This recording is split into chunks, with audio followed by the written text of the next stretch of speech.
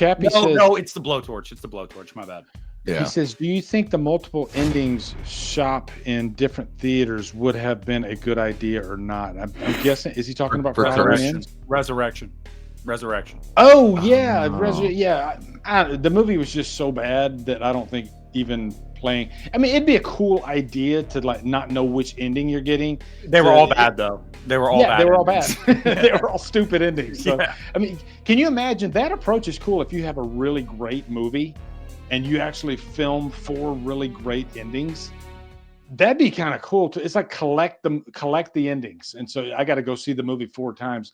But what if you saw the same ending like twice or I don't know. But for Resurrection, it doesn't matter.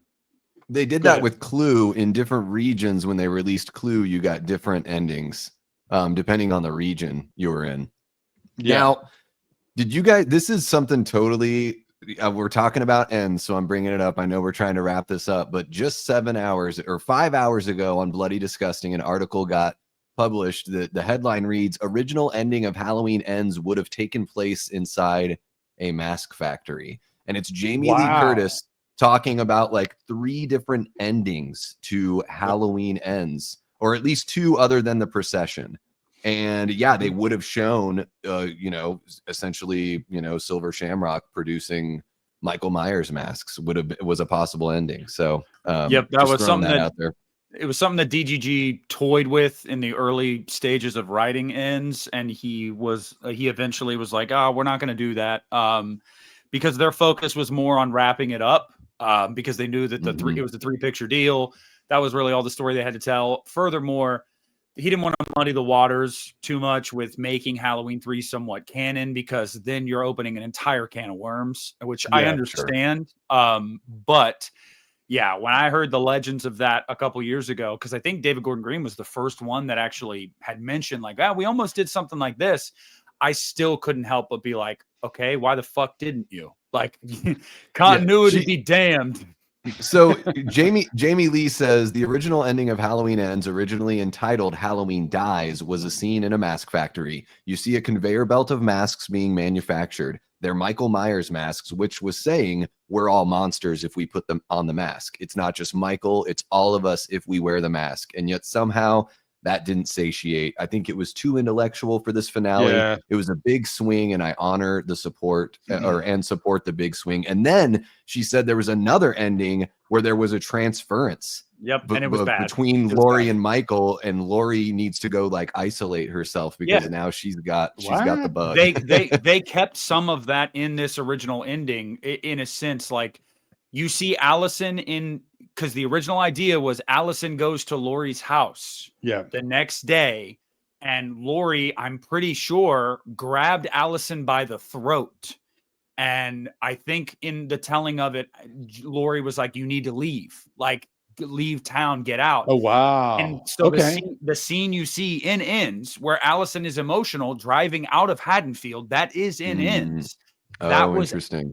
After that happened, but they went with the more like upbeat. She gets her, her man Hawkins, and everything's great. But initially, it was supposed to tease that the evil never dies. That was the idea. But I would have complete dog shit. I would have hated the fuck out of that. I'm sorry. Like, no, I get that, but like with Laurie, why didn't it transfer the 15 times before she came face to face with this motherfucker? Like, that's the problem. We can't do that. Teal Kit, I mean, we could go all day, man, with the it's not gonna make it. You're not gonna make us like it, and we're not gonna make you or you're not gonna make us dislike it, and we're not gonna make you like it. It's just not gonna happen. And you can talk semantics and say this character shouldn't have done this, this character shouldn't have wore those shoes. It doesn't matter. It's all about sensory. It's about what's in your brain and how your brain feels when you're watching the movie. I'm not the type of moviegoer that just sits there and like picks apart. That's a bad way of putting it. I guess what I mean is the little semantics. I think movies, they grab you at a certain point, and once they grab you, you give yourself over to them, and you're along for the ride, and you don't know where that ride's going to go, and you're fine with it. And then there's certain movies, they don't grab you ever.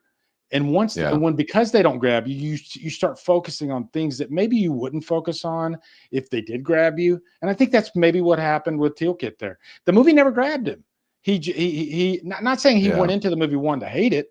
He probably went into it wanting to love it, but immediately he was just like, I don't like what they're doing here. Why haven't I seen Myers yet? Why is Myers inside this sewer here? I don't like that. That's not my Halloween movie. And I think a lot of people did that.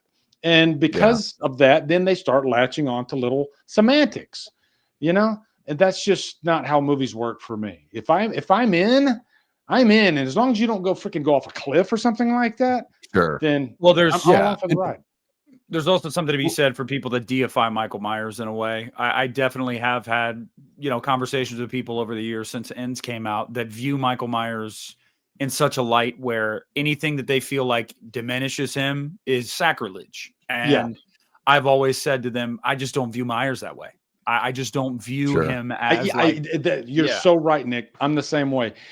I'm a story guy. Yes, Myers, I love Myers to death, but I'm also interested in the evil that's inside Myers and what can we do with that evil. And so I love the stories.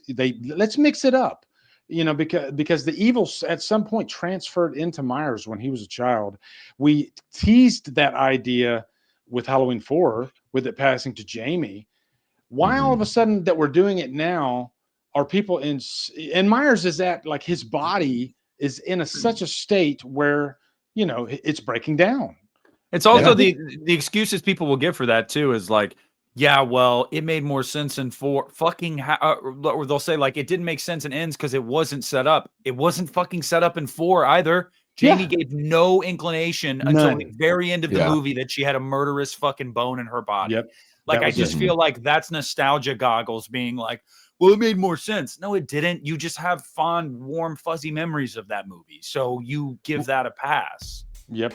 And then even in Curse with the producer's cut, I think Dr. Wynn explains it as basically like this evil has always existed. We just found a way to like put it in something.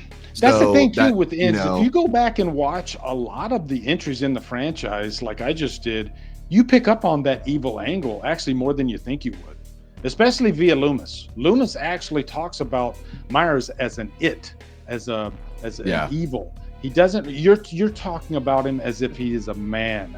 That part of him died years ago. It's right there for you, people. My understanding of Myers always has been that he was a conduit, essentially. Like there was something greater that inhabited that body, but it's still just a body at the end of the day. And when that body withers and breaks down, it's going to find a new conduit. Like that's just. You could even say that's an allegory to demonic possession, if you believe in that or whatever. Like it's the same fucking thing. Like eventually the vessel, the host that you are in, is going to give out. So what do? You go to the next one. Like I mean, that's how I view it at least. Well, hello there. You just watched an outrageous clip from the Hit the Bricks podcast. I really hope you enjoyed that clip. If you want to see more clips, you can click here or you can click here. And you can just have yourself a ball, all right? And also follow the Hit the Bricks podcast on Spotify as well. Thank you guys. Have a wonderful day.